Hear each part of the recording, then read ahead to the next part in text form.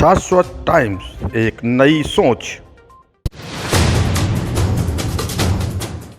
सुल्तानपुर जिले के चर्चित सीट इसौली विधानसभा एक बार फिर सुर्खियों में आ गई है। दरअसल इस सीट से समाजवादी पार्टी के प्रत्याशी रहे मोहम्मद ताहिर खान विजयी घोषित हुए थे, लेकिन भारतीय जनता पार्टी के प्रत्याशी रहे ओम प्रकाश पांडे बजरंगी ने चुनाव में धांधली व काउंटिंग में हेरफेर का आरोप लगाया और मामला उच्च न्यायालय पहुंचा दिया।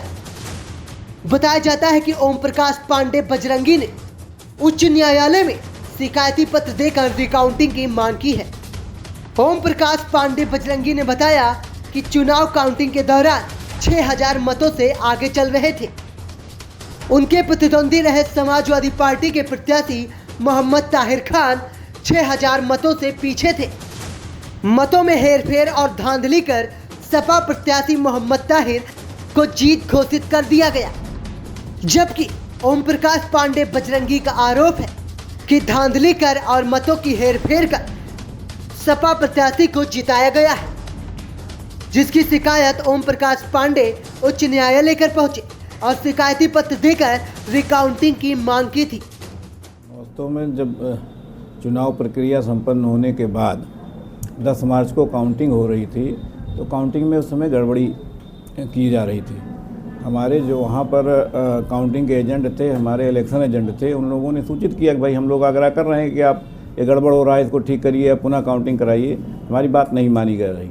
मैं स्वयं गया वहाँ पर, मैंने 3 प्रार्थना पत्र इस आशय के दिए कि जो जितने वोट पड़े हैं उससे कहीं ज़्यादा निकल रहा है, कहीं कम निकल रहा है, काउंटिंग में गड़बड़ी हो रही है, आप पुनः काउंटिंग कराइए। और फिर बैलेट पेपर की काउंटिंग में भी गड़बड़ी हुई है, ऐसी सूचना मुझे थी। मैंने लिखित रूप में 3 प्रार्थना पत्र दिए और लास्ट में ये भी कहा कि भाई कुछ न करिए तो 29-30 राउंड की ही काउंटिंग करा दीजिए। तीनों प्रार्थना पत्र मेरे बिना मुझे सुने हुए गलत तरीके से खारिज कर दिए गए, निरस्त कर दिए गए।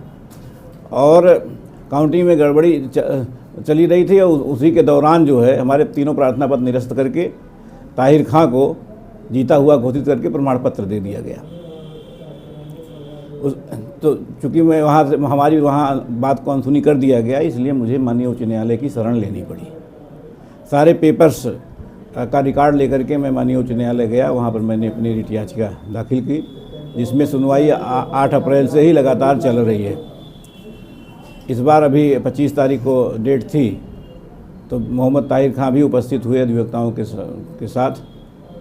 उनको इधर 5 तारीख तक का मौका दिया गया है कि वो जो भी काउंटर लगाना चाहें या जो जवाब देना चाहें दें, और उसके बाद एक सप्ताह का समय दिया गया है कि जो उनका जवाब आए उस पर किसी कुछ कहना हो कहा है। 20 तारीख की तिथि नियत की गई है कि उस दिन माननीय अदालत में सुनवाई इस विषय की।